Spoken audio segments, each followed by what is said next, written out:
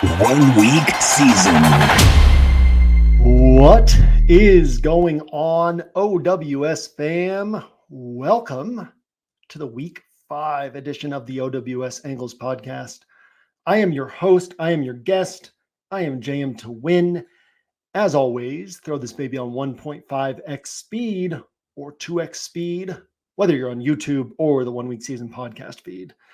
And let's get started with a really fun week. So I just finished my show with Pete Overzet a few minutes ago. And one of the things I realized as we were talking is the reason I like this week so much is because there are a lot of spots where upside could emerge.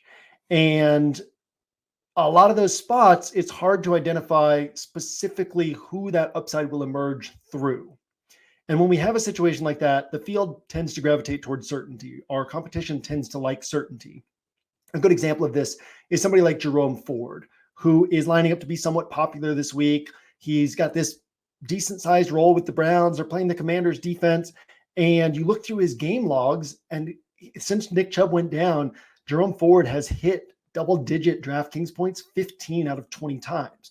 So when you look at that, it feels really good. You're not seeing a lot of these dud type games. He's rarely killing a roster, but he's also topped 20 DraftKings points. I believe it's 2 times in this 20 game stretch. This guy's 5.8K, right? And so that sort of illustrates the propensity that the DFS field has to gravitate toward places of certainty, perceived certainty, and floor often feels more comfortable than ceiling. Furthermore, ownership is often generated, like where do we get high ownership? It often comes from a pair of places. One is ownership projections.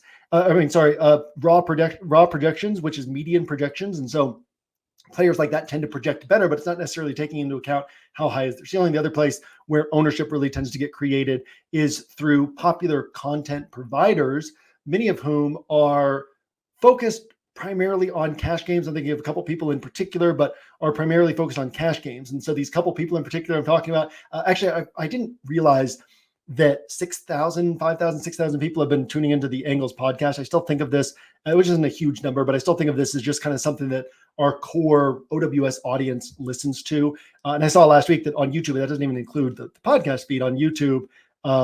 It's been getting a lot more views than I realized that it was getting, which is really cool. But that also means that there's a lot of you are watching this and you're not connected to OWS. You haven't been in the OWS fam for the last several years. And you're just coming across this content on YouTube, and maybe you like it, or maybe you hate watching it, or however you're using your time.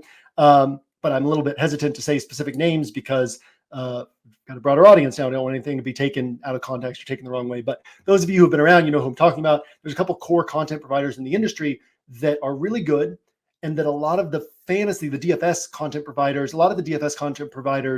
are not grinding NFL all week, right? They are really sharp DFS players. They play all the sports and they create some NFL content. So where do they get their initial thoughts from?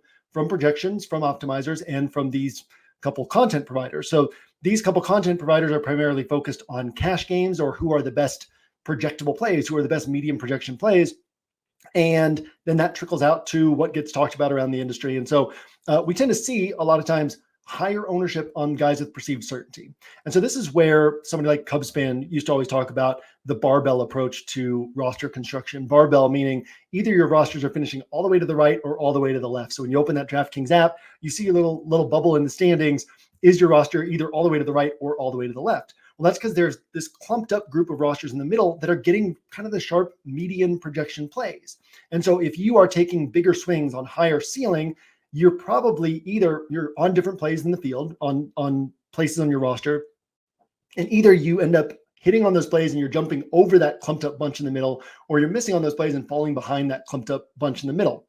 That's okay. It's okay to finish near the back of the tournament field if you're building in such a way that that roster could also finish near the top of the tournament field. And so this tendency to gravitate towards certainty means that on a week like this, where you have some game environments where you're probably going to get some big scores, but it's harder to identify exactly who those scores will come from. Well, rather than playing the guessing game, people are going to go to the more projectable types of players, the more projectable types of spots.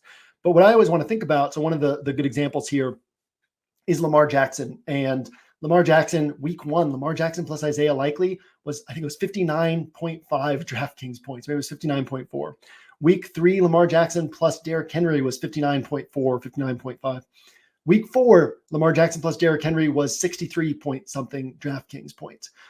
Well, it could be Zay Flowers this week. It could be Mark Andrews this week. It could be Isaiah Likely. It could be Derrick Henry. It could be nobody.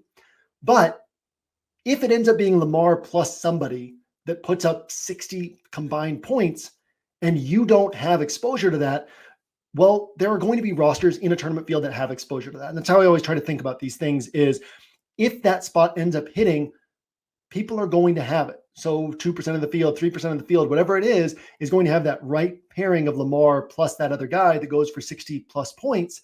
And if you're not attempting to get that right combination yourself, you are now having to chase those rosters in order to get that first place finish. So that's not the only spot like that this week. There's a number of spots. And as always, we'll dive deeper into that in the player grid, which you can find on the scroll on oneweekseason.com. We dive deeper into that in my DFS interpretations, which is my DFS thoughts on each game in the NFL Edge. So if you're listening to this, you're not an OWS member, not an OWS subscriber, just a heads up, those NFL Edge game breakdowns are completely free. So that's every game broken down, like how these teams interact, how these teams will try to win the game, what's the likeliest game flow, really valuable research stuff. If you're just looking for something to sink your teeth into, you can also find that on the 1 Week Season podcast feed in audio format. So you can find that on Friday mornings every week. And then the DFS interpretations are for subscribers only, but there's a number of places like this Lamar Jackson type spot. So just kind of highlighting that as an example, but places where it's like, we could have a really big score emerge, but it might be a little bit harder to pinpoint exactly who that score will emerge from. If you find a spot like that, if you're reading content, you're identifying spots like that, if you've been thinking through the slate, identifying spots like that, realize that the natural tendency of the field, of our competition, is to ignore those spots and gravitate toward the spots where you can more comfortably predict the volume, more comfortably predict who is going to hit from this offense. But if you miss on those spots and those spots hit, if you ignore those spots and those spots end up hitting, there are going to be rosters and tournaments that have the right combinations. And that means that if you don't have the right combinations, you're now chasing those rosters. So if you don't have Lamar plus Zay Flowers and they go for 60 points, well, that's a quarterback plus a relatively inexpensive wide receiver going for 60 combined points. And you need to find a way to make up those points in other positions or with your quarterback and wide receiver. And so you want to be thinking about stuff like that on a week like this. So one of the reasons I really like this week is because there's a number of spots that look really good in terms of how they could develop, but that there's not necessarily certainty on exactly who will benefit. So when we have situations like that, I'll go back to an example I've used, a few times over the years, but 2019 took down the Wildcat. And so the Wildcat's a $333 entry fee. It's about, I think it was about 5,000 entries that week. And it was $200K to first place. And it's 150 max, 125 to 150 max, depending on where we're at in the season. But I had about 20 rosters in there. And my main focus that particular week was on betting on the Jags offense having a really good game against the Titans and expecting that to primarily come through the Jags pass catchers. But I also wanted to recognize that if the Jags pass catchers missed, I still expected the Jags to have a good game. So how could the Jags have a good game without the Jags pass catchers hitting? It would be through Leonard Fournette having a big game. And so I had 7 rosters centered around Jags pass catchers, but then 4 rosters centered around Leonard Fournette. I didn't like Leonard Fournette that week. I wasn't predicting he was going to have a big game that week, but he was a spillover bet from my bet around the Jags passing attack. Ended up being the Jags passing attack got shut down. Obviously, a whole roster has to come together, but the Jags passing attack got shut down. Leonard Fournette had a monster game. Hardly anybody had him that week. And that was the main piece that kind of pushed me up over the top into first place in that contest. And so there's a lot of edge, and we have lots of other examples of that over the years. There's a lot of edge in not just thinking about what you can predict, but also thinking about more macro game environment. Can tournament winning scores emerge from this spot? Are there going to be rosters out there that have those tournament winning scores? And how do we position ourselves to be the rosters that have those tournament winning scores so that people are chasing us instead of us chasing them? Okay, so another thing I wanted to touch on, this is kind of related to that, but why do we sometimes overstack? We've had some really interesting games lately. Week 4 and this first game of week 5. And there's 3 specific games I want to highlight that all sort of played out in a similar fashion. So in week 5, the Vikings jumped out to a big lead against the Packers. In that game, Sam Darnold only ended up throwing the ball, I think it was 28 times, and Jordan Love threw the ball 50 plus times, 54 times in that particular spot. Then on Monday night, the Lions, they didn't jump out to a big lead against Seattle, but they were constantly in control of that game against Seattle. And Seattle was always 1 to 2 possessions behind. But neither team was able to stop the other. The Lions had this lead. The Lions were able to run the ball. And so we had 18 Jared Goff pass attempts in that game. And we had Geno Smith throwing the ball, I think it was 58 times in that particular game, because the Seahawks were just continuing to try to come back, obviously playing a Lions defense that's really good against the run, which helps us in these types of situations.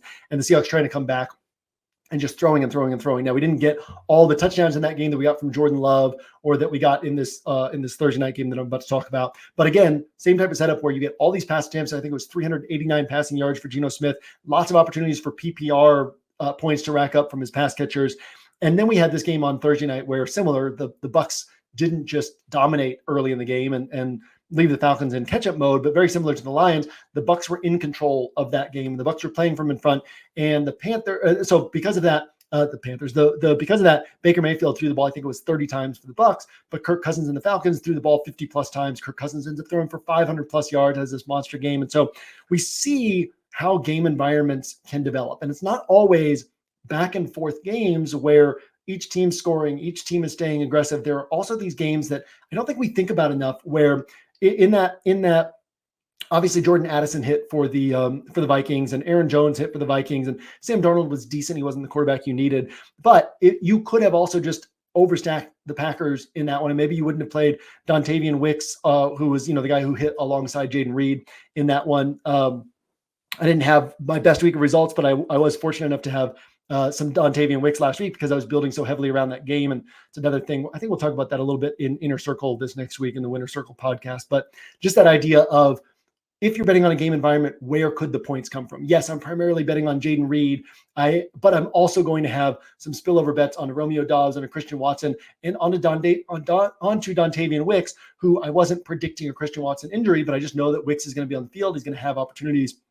And then every once in a while, those things break in your favor where Christian Watson gets hurt. Dontavian Wicks, Jordan Love throws the ball 54 times. Wicks has 13 targets, only catches 5 of them, but scores 2 touchdowns. So you can see how when you sort of pick a game environment, bet around it, and say, hey, this game could shoot out, you end up on these pieces that other people won't be on that can really help you out.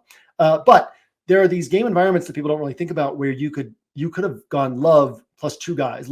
Tucker Kraft is another one who hit. So it could have been Love plus 3 guys. And you could have gotten away with nobody from the Viking side of that game. Similarly, nobody from the Lions in that Monday night game really had a big game. Jahmyr Gibbs and David Montgomery combined for 0 catches, but then they were scoring some of the touchdowns. And so only 18 pass attempts, not a lot of opportunity for PPR volume to pile up on expensive pieces and Amon-Ra St. Brown and James Williams and Sam Laporta. And so you could have ignored the Lions altogether. And then you could have had a Seahawks mega stack and dominated if that were on, a larger slate on the main slate, say in that type of game. That would have been the way to play that one. And then same thing on this Thursday night game where nobody on the Bucs ended up hitting. Mike Evans scored 2 touchdowns, but it was on limited number of receptions, limited yardage. I think it was 23 DraftKings points, and that was the best score from that Buccaneers offense from skill position players. But then you've got Kirk Cousins plus, I think it was Kirk Cousins, Darnell Mooney, Drake London combined for around 109 DraftKings points from those 3 players. So there are unique ways to build around games. And the more you watch games and think about those games through the lens of DFS, the more you're going to find these places where you can attack those games a little bit differently than the field, because the field is just locked into this idea of quarterback plus 1 or 2 pass catchers plus a bring back, right? And there are different ways the games can develop that can allow for us to build around games in different ways. So just keep in mind, every week is unique. Every game is unique. And the more you're looking at things through the lens of how unique things can be, the more you can allow yourself to move away from what everybody else is doing or the way the people are auto playing certain spots and just do things really differently than the field. So last week, I actually chased the Houston and Jacksonville game in this same way, where obviously I had, talked about it in the player grid last week. I might have talked about it in the Angles podcast, but lots of exposure to Nico Collins and to Stephon Diggs. I had 50% of my rosters had Nico Collins last week. Didn't end up being as big of an edge as I was expecting it to be because he was, over 30% owned for his on his monster game, and then another 25 or 30% of rosters had Stephon Diggs. Similar thinking of like Diggs probably won't kill my roster, and if this ends up being a week where Nico doesn't hit, I still think one of these pass catchers is going to hit. Diggs will hit, right? But one of the things I've talked about a lot is CJ Stroud is way overpriced for his typical range of production. He's topped 26 DraftKings points twice. And he's priced up at 7K, where you'd like him to be hitting 28 to 30, say once every 4 games, right? Quarterback position tends to hit at a higher rate than other positions, or even once every 3 games or once every 2 games was what you really like at that price tag. He's only done it twice so far in his career. But one of them was that 39-point game against the Bucks. Maybe it was 37 points. The final score in that game was 39 to 37. And it was one of those games actually similar in that the Bucks were kind of in control. The Bucks had limited volume throughout that game. Maybe that was the one where Baker had 30 pass attempts. It was the Thursday night game was a different number, but limited passing volume for the team that was kind of controlling the game. And then you have this team that's trailing, just has to keep throwing. CJ Stroud threw the ball 42 times in that game. He threw 5 touchdown passes in that game.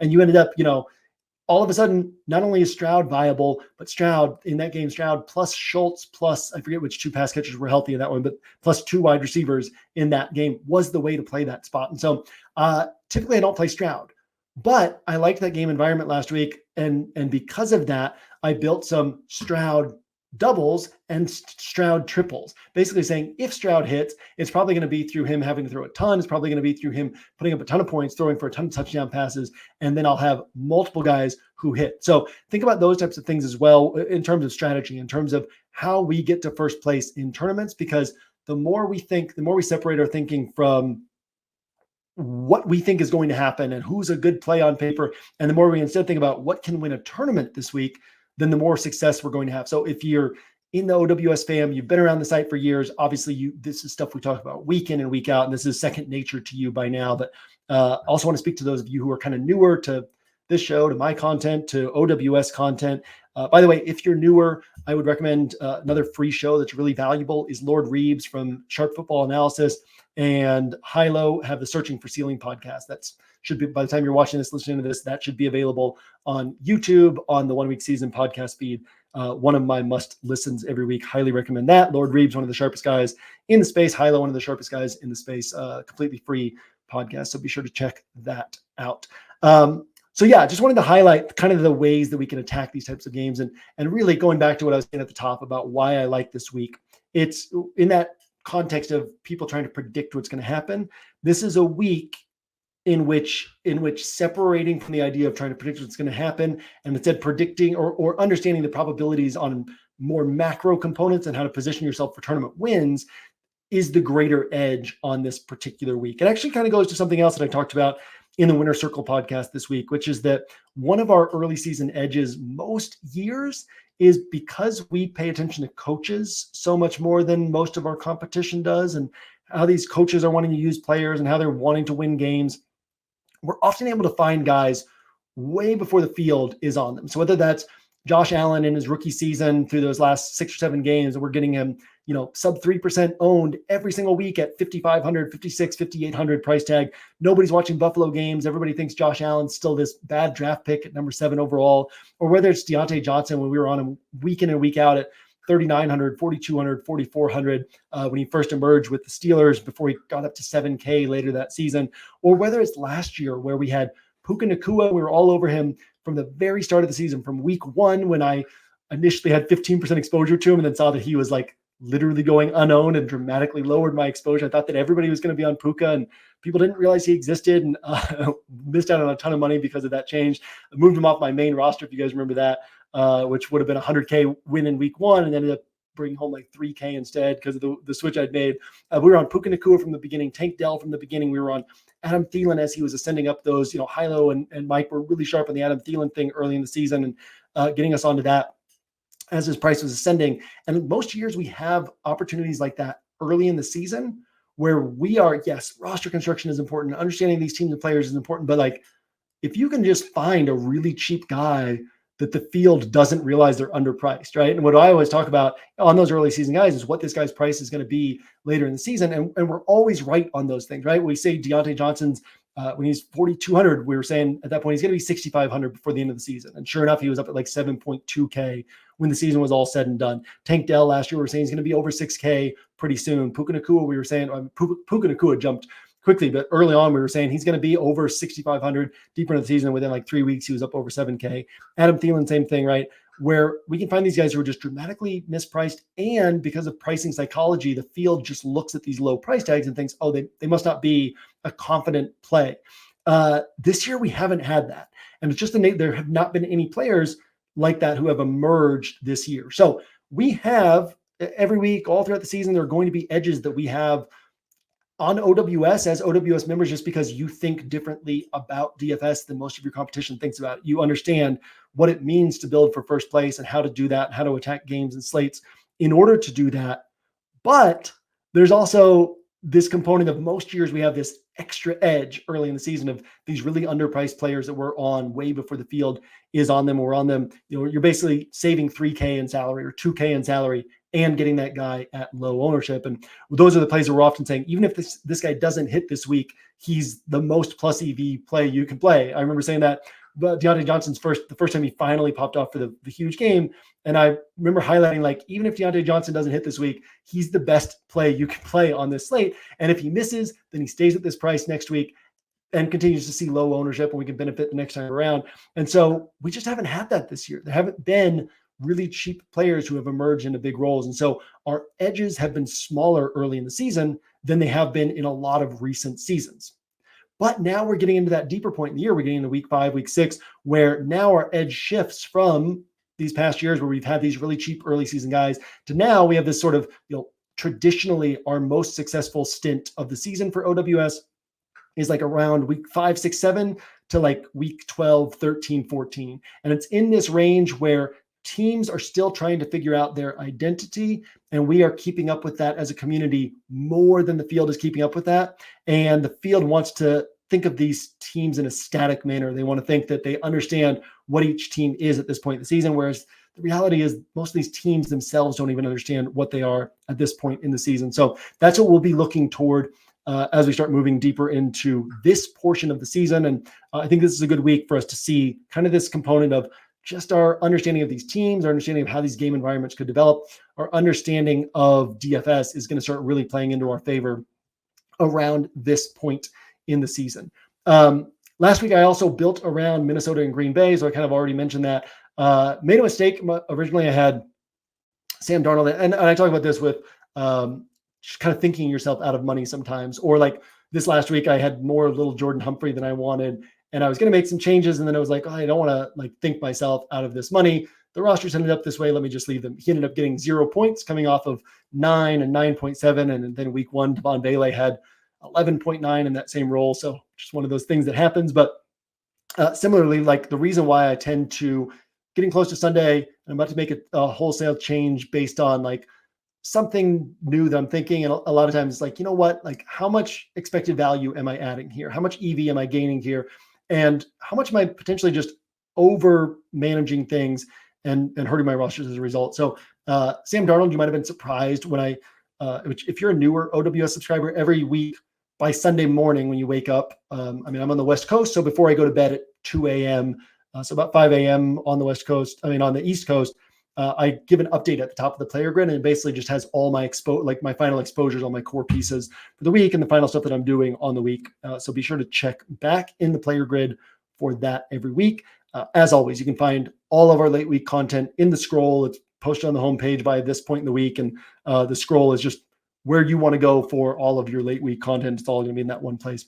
But yeah, so this last week, you might have been surprised when you saw me update say Sam Darnold was my 3rd highest owned quarterback, because my content throughout the week hadn't implied that I was going that direction. I talked a lot about that Green Bay Minnesota game being a really interesting one that could end up shooting out because explosive weapons on both sides, divisional matchup, Packers really needed to get this win.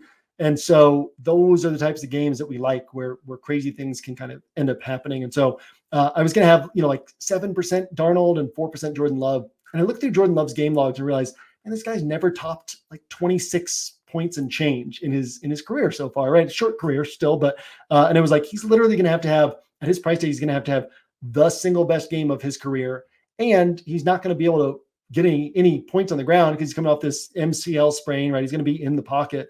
And so it was like, okay, if Love is putting up a tournament winning type of score, that probably means Darnold is as well at a cheaper price tag, probably better point per dollar production.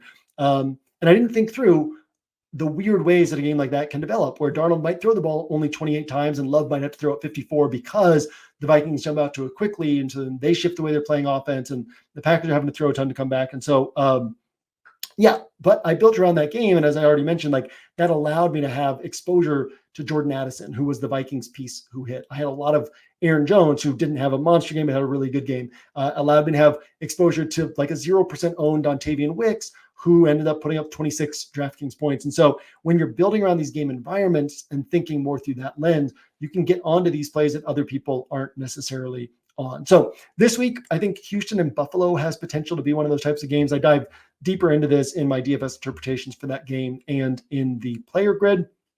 It's pretty lower probability than I thought initially looking at the game, but it's one of these games where if Houston breaks through against the Buffalo defense early, then we could have Buffalo in trail mode, going bombs away. Now Khalil Shakir is going to miss. So it's like, who's going to benefit from this? Is anybody going to benefit from this? We don't know. But if they're having to throw the ball 40 times, right? If they're suddenly down 17-0 right away, and it kind of plays out like these three games that we've talked about, then we have this opportunity for Josh Allen double stacks to pay off in a big way. Conversely, if Buffalo jumps out to a big lead against Houston, then we can have this opportunity for Houston against a really good Buffalo defense, but for Houston to be throwing the ball a bunch, and Houston to be this team that can have a big game where you don't really end up needing any Buffalo pieces, but the Houston side of the ball ends up being really valuable.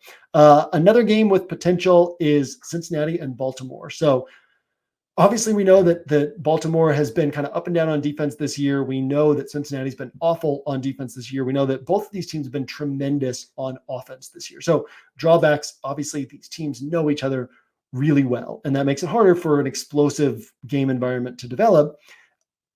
And these two teams have not played high-scoring games in 2023, 2022.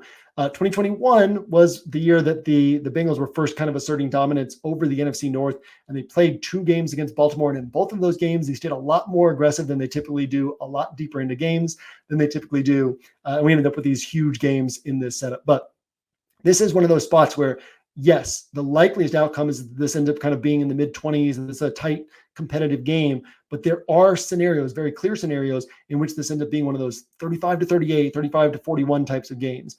And as we've seen in the NFL, we're not getting a lot of those games. So when you have one, it can separate so much from everything else that it's the game that you literally had to have in order to win that week. And this is also one of those spots where, as we kind of mentioned at the top, like, oh, but who's going to benefit if they end up hitting, right? Even the Bengals, Jamar Chase is kind of 6, 7, 8 targets so far. And they've got Eric All Jr. getting involved with 4 catches each week. They've got Mike Gesicki getting involved. They've got Yoshibas involved. They got 2 running backs involved, T. Higgins involved. And it's like, well, who's going to actually benefit on the Bengals if this ends up taking off? Who knows, right? Probably Chase, but it could go a different direction. But what we do know is if this game takes off in that type of way, there are going to be players from this game who benefit, and there are going to be rosters that account for that and have the players who benefited. So we want to think about trying to account for that ourselves. And then kind of the next wave of games this week for me is Packers, Rams, and 49ers, Cardinals. I think that the Rams and Cardinals can both do well enough in these games that the Packers and 49ers should comfortably have to try to push for 30 points on the scoreboard, right? Packers, 49ers have to stay moderately aggressive throughout. 49ers and Cardinals had a game last year that played a 42-29 score, where the Cardinals, they weren't close throughout the game, but they were just constantly able to get enough going. The 49ers stayed aggressive throughout. And so there is opportunity for something like that. Obviously, in that game, Christian McCaffrey's playing. He scored 4 touchdowns in that one, had almost 45 DraftKings points, and that was where most of the upside came from. But, there are ways for these games to develop such that these kind of leading teams here, the Packers, the 49ers, have to score, 30 points. The chances of the Rams and Cardinals scoring 30 plus themselves and turning this into a true shootout or jumping out to a big lead that forces aggressiveness from the other side are pretty low. So this is a very interesting spot where both of these two quarterbacks are the best bets on the slate to score 22 to 26 DraftKings points. But they are pretty poor bets to score 30 plus DraftKings points because Purdy's probably going to throw the ball 25 to 30 times. Jordan Love's probably going to throw the ball 30 to 35 times, and they're not going to pick up a ton of points on the ground. And so your opportunities for these guys have a huge game are primarily through them throwing touchdown passes.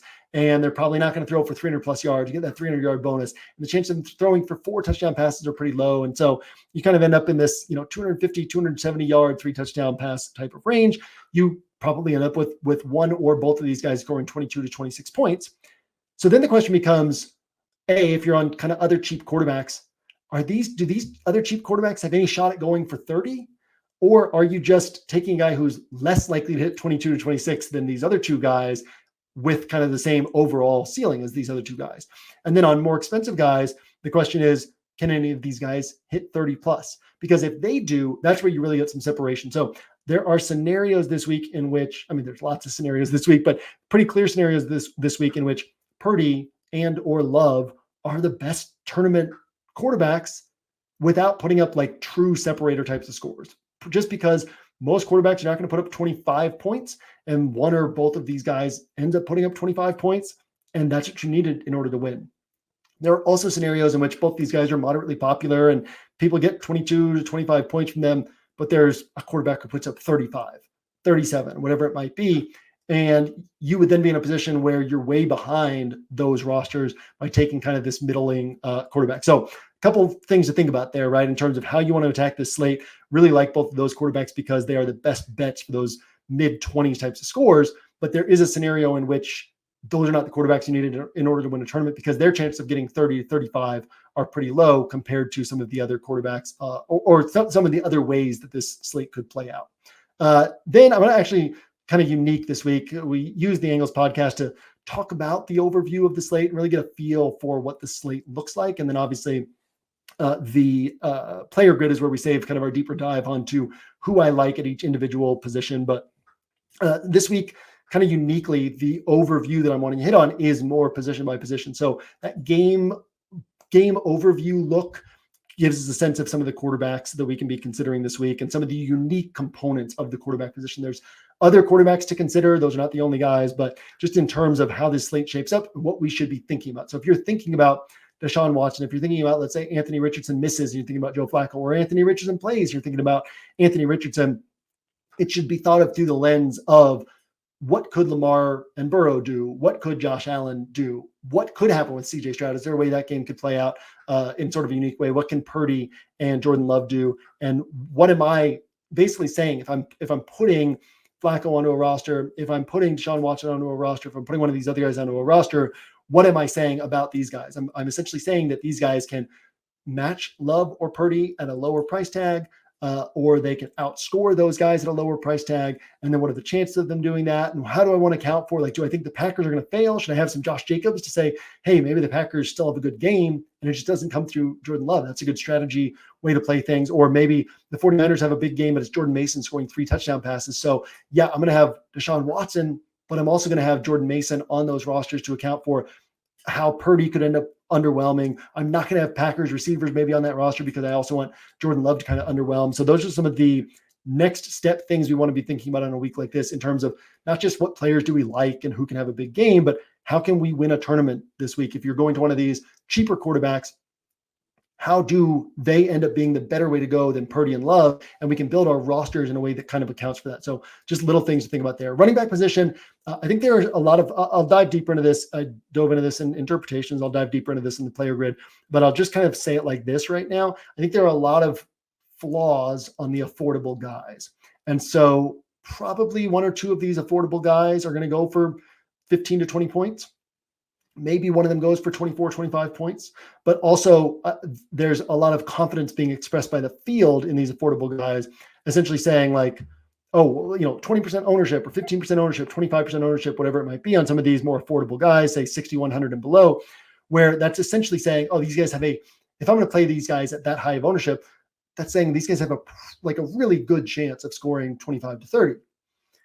These guys have a really good chance of putting a score that I can't win without, which would be 30 points. And most of them don't have a really good chance of that. So there's a very clear opportunity for many of these guys to put up a 25-point score, but that's not the likeliest scenario for any of these guys. And so I see some flaws in those guys. And at the same time, at the top, we have Kyron Williams, who the Rams offense is going to have to flow through. He's involved in the pass game. He's involved on the ground. He's one of the main pieces in the red zone. We have Derrick Henry, who has a greater chance than Jordan Mason of this game flow getting away from him. Maybe the Bengals take a lead and it ends up not being a Derrick Henry game and he ends up putting up 6 or 7 points. That's unlikely to happen to Jordan Mason. But in terms of raw ceiling, there aren't many guys who can match the raw ceiling that Derrick Henry has. And then Jordan Mason, right? He's put up a game of 25 DraftKings points, a game of 27 DraftKings points, and he doesn't have a multi-touchdown game yet. And we know that in this 49ers offense, especially in a matchup like this, against the Cardinals, who don't have a great run defense, who don't have a great defense overall, 49ers could score 5 touchdowns in the spot. Like Jordan Mason's capable of a 3 or 4 touchdown game, and we still haven't seen that. So his ceiling is higher than what he has shown so far. So even though he's a yardage and touchdown back, the game should work in his favor, and he has opportunities for sort of a really big game to emerge here. So we have those guys up there, and then that also ties into the wide receiver position, which we'll move to right now, where there's really not a lot above 6.8K that I'm particularly drawn toward. So there is a viable path this week to going a couple higher price running backs and then sort of going 68K and below at the wide receiver position. We will touch on a couple of these guys in, I guess right now, and then in the bottom up build, and then we'll touch on the rest of them in the player grid. But Chase or Jamar Chase, Nico Collins, I'll touch on them real quickly. Both of them probably require help from game environment. So most of my chase will be in Bengals and Ravens rosters, and they'll have a little bit of spillover chase because there are scenarios where he can go for 30 plus points without the game environment cooperating. All of my Nico this week is going to be in game environment bets there, where because of the tough matchup against Buffalo, this team that almost never gives up big wide receiver production and the high price tag on Nico that he's gotten up to at this point, where I'm not super concerned about him putting up 40 points and burying me. If he does it, it's almost certainly in a game environment where multiple pieces from that game are hitting, and I'll be building for that scenario on my Nico rosters. Then we get down to 3 guys I want to highlight in the 6K range. Deebo Samuel, who because of his yards after catch ability, because of his touchdown scoring ability, he doesn't necessarily PPR scoring. If a quarterback's throwing 25 to 30 times, as Purdy often does, that can actually really hurt a wide receiver. A guy like Brandon Ayuk, who has these 2 big games last year, and that was really it. And the rest of his games, you were really overpaying for the production because he's typically going to get 6, 7, 8 targets. Well, Deebo can get 6, 7, 8 targets and still put up a monster game because they're designing their offense to get him the ball in space as sort of a running back in the open field, and he can hit these 60-yard plays that it's that a guy like Ayuk is going to hit less often. Same thing with Jaden Reed, where that's very similar role in the Packers offense to what Deebo has in the 49ers offense, where they're going to use Jaden Reed as their chess piece to get him the ball in open space and see what he can do with the ball in his hands. He already has 2 games this year of 140 plus total yards rushing and receiving. And then Amari Cooper, who had an 82-yard touchdown called back last week if on kind of a questionable holding penalty. If that call had not been made, right, he gets that touchdown, we would then be saying Amari has now scored 25 plus DraftKings points in 5 of his last 11 games with Deshaun Watson. So just a reminder, usually DraftKings pricing, guys are going to hit about 4x their salary about 25% of the time.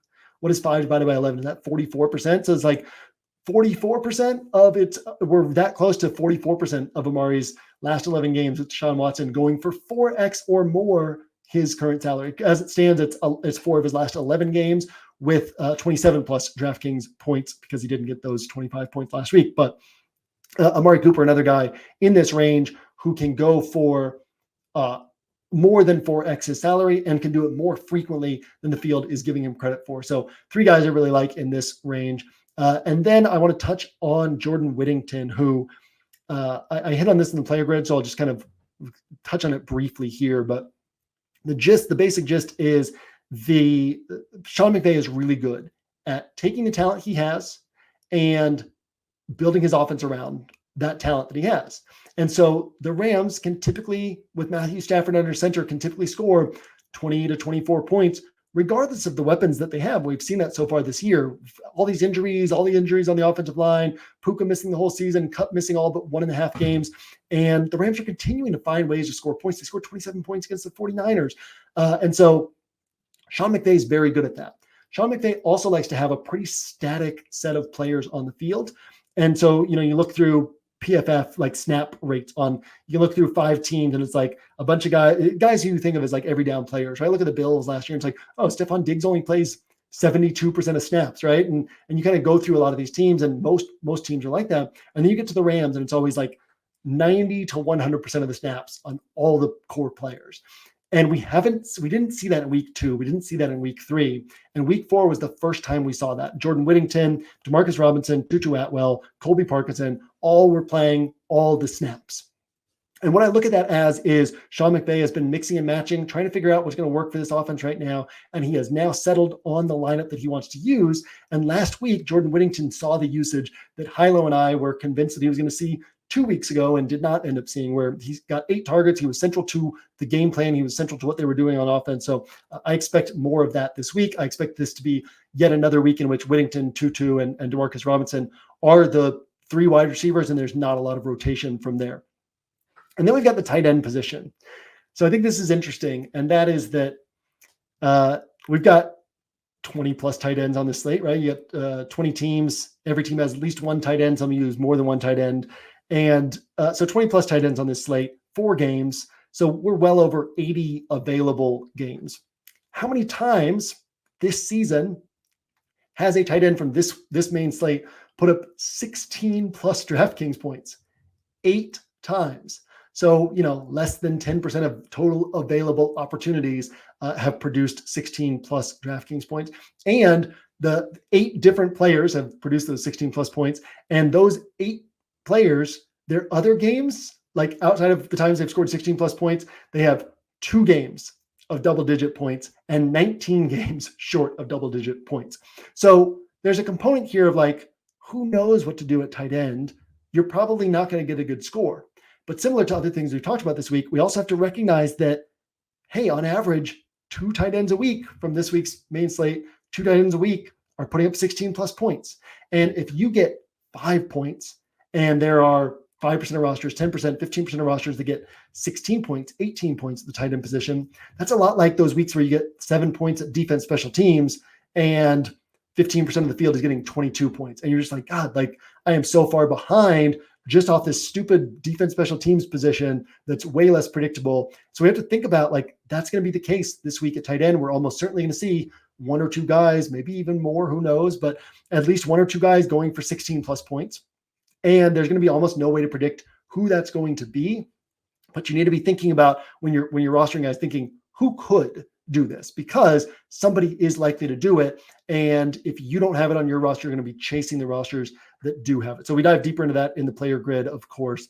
And then we don't usually touch on defense on this, but I just wanted to highlight the Broncos, who are just a really good defense. And I think it's interesting that people keep making excuses for why the Broncos have done well. The Buccaneers had this letdown game in week 3 after their win against the Lions. And there was some drizzle in the game last week for, one of the best all-time weather quarterbacks in Aaron Rodgers, who suddenly this little bit of drizzle affected him. And, there's a clip of the ball slipping out of it was weird that the weather, I'm sitting here in Oregon on a rainy day. It was weird that the weather affected Bo Nix the way that it did, but there's those clips of the ball slipping out of Bo Nix's hands. And so it's like, oh yeah, the weather, but it's like, no, I mean, it wasn't bad weather and it wasn't all game long. And Aaron Rodgers isn't bothered by weather like that.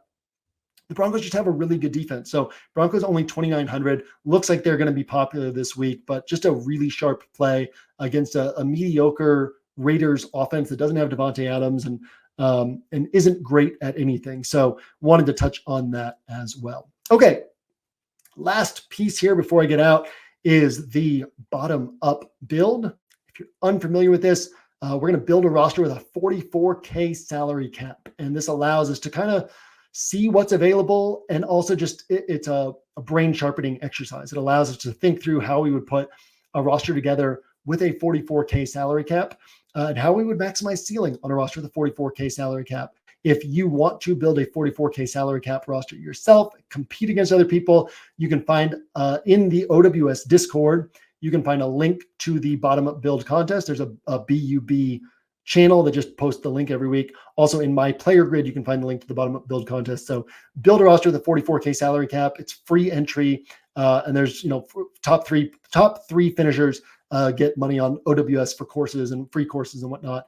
I think first place is like $150 for courses on OWS. So pretty fun little contest that we get lots of participation in every week, and really great exercise if you want to join in. So I am going to, this might be obsolete in a couple days, but my bottom-up build is going to be focused on Joe Flacco. And this is going to allow me to talk a little bit about this spot as one additional game that could have the same type of upside as some of these other games we talked about, that could have some of these scores that if you don't have them, you're going to be chasing them this week. So if Anthony Richardson plays, he was actually my original bottom-up build quarterback. But then if Anthony Richardson plays, I don't want to play Michael Pittman or Josh Downs. But if I see it like this, Shane Steichen, similar to Sean McVay, one of the best coaches in football at knowing what his personnel is and calling the game to that personnel. Well, if Flacco plays, we shift from Anthony Richardson, who this is nothing against Anthony Richardson. Maybe he develops into a tremendous NFL quarterback, but right now, is the way I framed it, is he literally can make throws we've never seen an NFL quarterback make. But then he also regularly misses throws that a really good high school quarterback would make. And so the game plan that Steichen has to call and the way he has to approach games with Anthony Richardson has to be based around those strengths and those flaws. And so we don't see the volume piling up on a guy like Michael Pittman, on a guy like Josh Downs, which has led to their price tags being lower than they would be with a pure pocket passer. On top of that, the culture going to be without Jonathan Taylor this week, which would further compel them to throw the ball more. So if it is Joe Flacco, no Jonathan Taylor, we could certainly see against the Jags defense that's been, pasted by passing attacks, we could certainly see Flacco dropping back 35, 38, 40 plus times in this game. And that's very much within the realm of possibilities. And if that happens, you've got a guy in Pittman and Downs who have both seen about 30% of the targets over the last 2 weeks. Well, 30% of that, these guys could both see 11, 12, 13 targets on a week like this. And so this is going to be a Flacco double stack with Pittman and Downs. If Anthony Richardson plays, I'm going to have interest in Anthony Richardson and probably no interest in these wide receivers. If Anthony Richardson misses, I'm going to have a lot of interest in these two wide receivers. I think they're going to be two of the sharper plays on the slate, because Michael Pittman, similar to Keenan Allen in the past, similar to Michael Thomas with the Saints, his role isn't a downfield role. His role isn't an explosive big play role. And because of that, he needs a lot of volume in order to hit. So last year when he was always 7K, 7,200, I almost never played him because the chances of him piling up 14, 15, 16 targets to hit at that price tag were on a week-to-week basis pretty low. But now he's only 6K because Anthony Richardson has been under center. And this creates an opportunity for him to dramatically outproduce his salary and really to be viewed as an underpriced guy. And Josh Downs, again, similar pocket there. On this roster, Brian Thomas Jr., who I'll say it like this. I'll leave it simple. I believe Brian Thomas Jr. is going to be priced at 7K or above by the end of the season. He's still 5,900. He has very clearly emerged as, so far, we're early in the season, but so far, the number 2 rookie wide receiver in this class. He has looked better on film than Marvin Harrison Jr. He has outplayed Marvin Harrison Jr., and he continues to be emphasized in this offense, 9 targets on back-to-back weeks. If Flacco is hitting here, that's going to push the Jags to have to throw the ball more, push the Jags to have to get Brian Thomas Jr. involved. Or if Brian Thomas Jr. is hitting on some big plays, that pushes the Colts to be more aggressive. And so this play really plays off of itself nicely, where I like Christian Kirk in this spot as well. But what I really like about Brian Thomas Jr. is his ability to hit a 60, 70-yard play, and all of a sudden that can stimulate this game environment and really turn it into something where a stack like this comes together. This is the type of stack where we could see this 44K salary cap roster putting up more points than some 50K rosters just because of the stack that's in place here. Okay, so obviously we've got to we get to the running back position where I don't want to pay down a lot. So we've got Kyron Williams here at the running back position. And then this is going to compel us to try to save salary in other places. So I wanted to try to fit in Kyren Williams and Jordan Mason on this roster.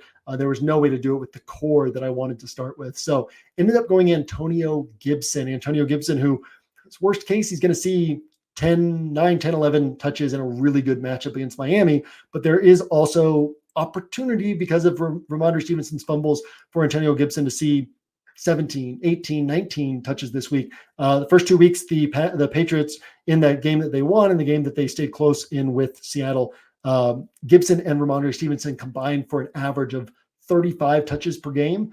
And they should be able to, this game should shape up in such a way that they can kind of hit that number or around that number again. So if Antonio Gibson sees a larger chunk of that this week, which, there's a chance of that, he could actually get 16, 17, 18 touches this week. And even if he doesn't, I think 10, 11, 12 is within his range of outcomes. So for a bottom-up build, 44K salary cap, wanting to have this Colts plus Brian Robinson Jr. stack and wanting to get one of the expensive running backs, this is a pretty good setup here. Wrap up this roster with Eric All Jr. at tight end. 3 straight games with 4 catches, exactly 4 catches in every game. More snaps than Mike Gesicki last week. And then old friend Lil Jordan Humphrey, who 9.7 points, and then Devon Bailey in week 1 in this role, 11.9 points. So 9.7, 11.9, pretty good at 3.2K in salary, except the last year, Lil Jordan Humphrey had 0 points. Of course, last week, playing the Jets. This week, they're playing the Raiders. Last week, Bo Nix threw for whatever it was, 60 yards. At one point, he was like -7 passing yards on 7 completions, something crazy like that. And so this is a different setup this week than we had last week. Lil Jordan Humphrey on the field a lot in that slot role. Should see another 5 to 8 targets, and should be able to get up into that like low double digits or high single digits with an extreme outside shot at him scoring a touchdown and actually being kind of a difference maker. You get 15, 16 points at this price tag at no ownership, and you're actually separating from the field. So Lil Jordan Humphrey allows us to wrap up this roster. Final roster: Joe Flacco, Antonio Gibson, Kyren Williams, Michael Pittman, Josh Downs, Brian Thomas Jr., Eric All Jr., Lil Jordan Humphrey, and the Broncos, spending exactly 44K in salary with exactly 6K left over. With that, I'm going to get out of here. I will see you on the Solo Ship podcast on Roto Grinders. I always implore you to check that out. It's a really great show with Squirrel Patrol and me. I often forget that there are people watching it because I mostly do that show because I love having that conversation with Squirrel every week, and I always pick up 1 or 2 things that I wasn't seeing before, or kind of sharpen my thoughts a little bit just from chatting with him. It's about a 30-minute pod, so you throw it on 2x speed, catch it all in 15 minutes. So I'll see you on there. I will see you on the site throughout the weekend. See you on the player grid, and I will see you at the top of the leaderboards on Sunday.